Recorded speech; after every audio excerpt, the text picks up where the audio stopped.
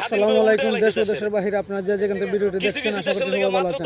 আপনারা স্ক্রিনে যে ভিডিওটি দেখতে পাচ্ছেন আসলে সাধারণ মানুষে কি চায়, সাধারণ মানুষের মনের কথা কি, সাধারণ মানুষে কাকে চাচ্ছে, আপনারা স্ক্রিনে ভিডিওটি আগে দেখুন, তারপর আমি আপনাদের সাথে কথা বলতেছি। আপনারা শুনুন একজন সাধারণ মানুষ কি বলে। স্বাধীন করে উল্টে এলাইছে দেশের কিছু কিছু দেশের লেগে মাত্র 10-15টা মানুষের লেগে আজকে দেশের এই অবস্থা। আগেই ভালো ছিলাম, আগে সব জিনিসের দাম কমা ছিল, এখন সব জিনিসের দাম বাড়তি। একেবারে দেশ স্বাধীন করে কি করছে? মানুষের কষ্ট আরো বাড়াই দিছে। দ্রব্যমূল্যের জিনিসের দামের কমাইতে উনি কি নির্বাচন দিব? উনি নির্বাচন কি দিব? ওনারা কোন সমিতি চালাইতে, উনি সমিতি চালাইতে পারবো? উনি কি বাজার চালাইতে পারবো? 50 বার টাকাটা গুনছি যে মিলাইতে পারবো কিনা তরকারি, 50 বার গুনছি আর কিনছি। তো এইভাবে কি বাজার করা যায়? 2 ঘন্টার উপরে করতেছি, এত দাম। যে জায়গা যায় 120 টাকা, 100 টাকা, 150 টাকা সব কেজি। কেমনে কিনুম? কয় টাকা কাম করবো, কয় টাকা খাইবো মানুষ?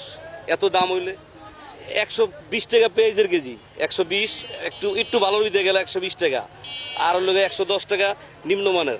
কেমনে নিব মানুষ? কন চাউল কিনতে গেছি, আগে নিছি আপনার মনে করেন 1600 টাকা বস্তা নিছি, এখন নিলাম 1800 টাকা, 1900 টাকা বস্তা, 2200 টাকা বস্তা।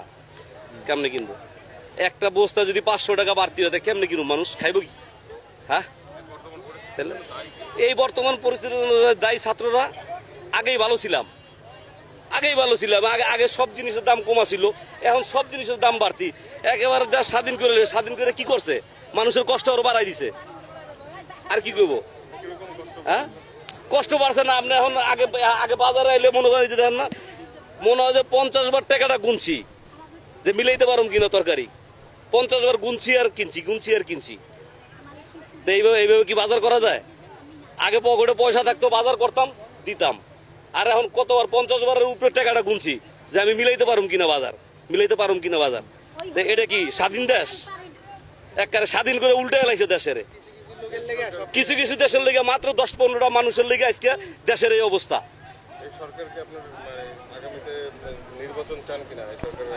এই সরকার কি নির্বাচন দিব?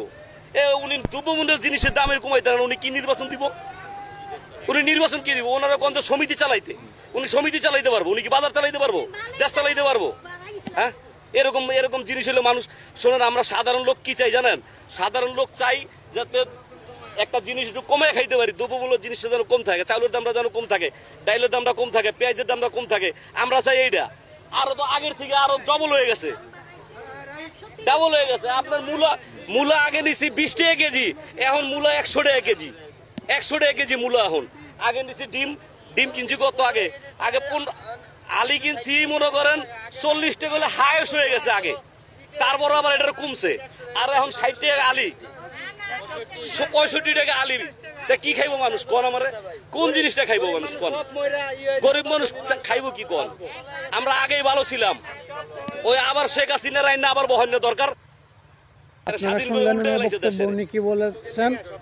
আমরাও চাই দেশটা সুন্দরভাবে চলুক, দেশের দ্রব্যমূল্যের দাম কমুক, সাধারণ মানুষ যাতে ভালোভাবে চলতে পারে, আর সাধারণ মানুষের যাতে কোনো প্রবলেম না হয়, এটা আমরাও চাই।